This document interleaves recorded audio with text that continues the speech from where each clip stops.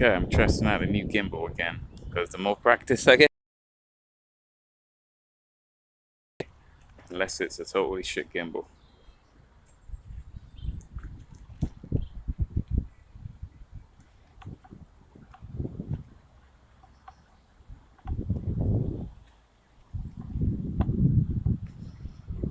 It's got all these buttons to it and I have no idea what the hell they do.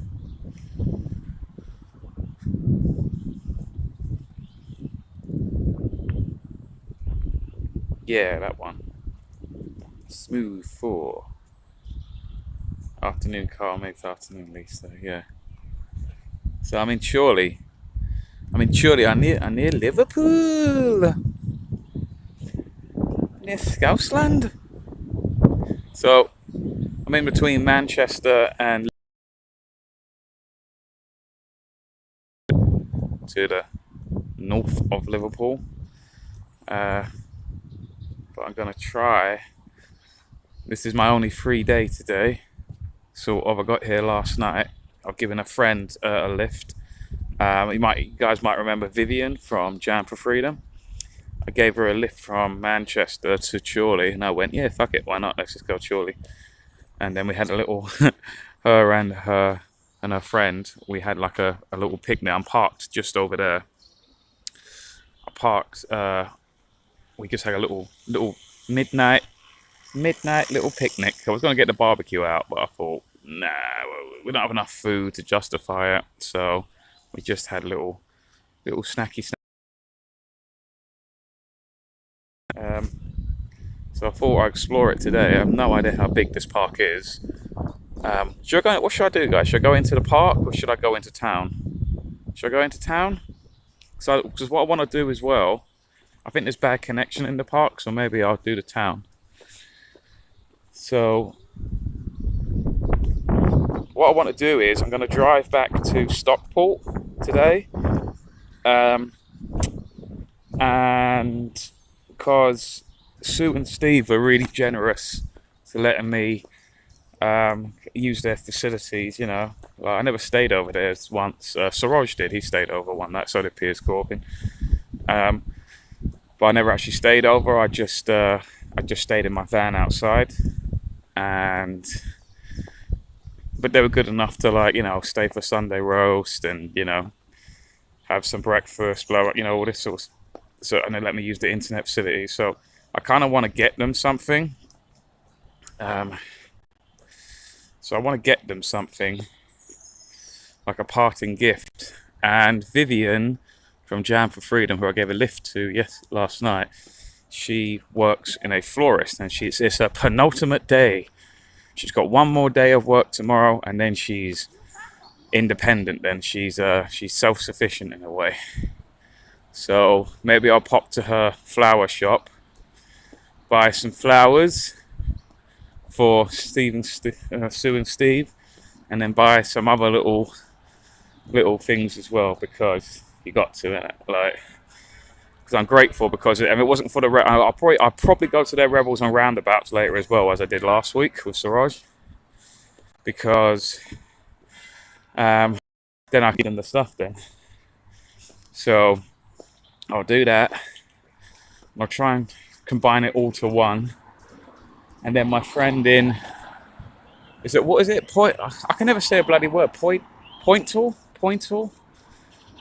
nearby in Stockport.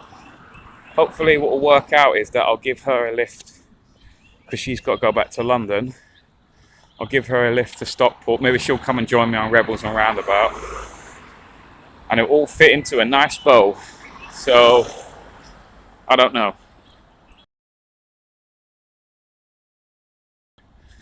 Nice little church, yeah? So let's go and have a little walk around first, and then see what Chorley's got to offer. I've never been Chorley before. I've no idea how big it is. So I got it here late at night. I'm assuming this is the town centre, but I have no idea. And then also at some point I have to get a new phone as well. So I'm trying to squeeze everything in. And then there's people tomorrow saying I should go to Manchester for a protest. Um, there's a girl asking me to come to Manchester tomorrow just to be at the protest or whatever. Might film it as well, obviously. And yeah, that's basically maybe the plan. Sunday I might go to Bakewell to meet someone somewhat quite semi-famous. I won't reveal that yet in case it never happens. Don't want to like build it up and then it never happens. So yeah, and then next week I'll go to the Peak District hopefully, and then by Saturday I'll make my way to Dazzy's farm possibly for his little party, his little going away party, or whatever it is. Leaving his job apartment, not the light, but probably another job. Wow, look at the George. The George has seen good days, isn't it? The George has seen good days. It's all the signs have fallen off. Okay. So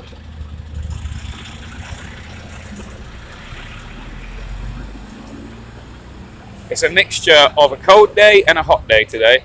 So I'm wearing shorts and a vest, but then I'm also wearing a fleece on top of that. So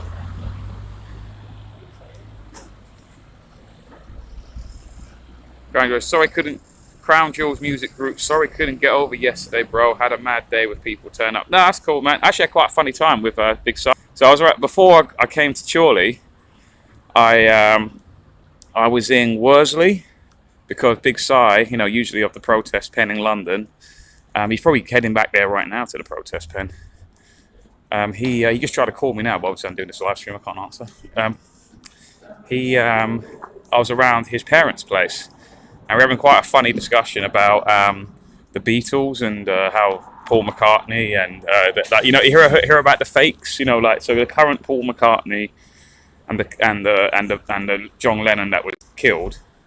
They weren't actually the original Paul McCartney and John Lennon. They actually which would be, if I did go to Liverpool right now, that would be a very interesting thing to go and kind of investigate. Because he was showing me all the videos, and it was it was actually a really funny bit. He was also got. Oh, he did his own obituary. There's a guy called Paul. What's his name? Paul Skinner, something like that. I can't remember his name.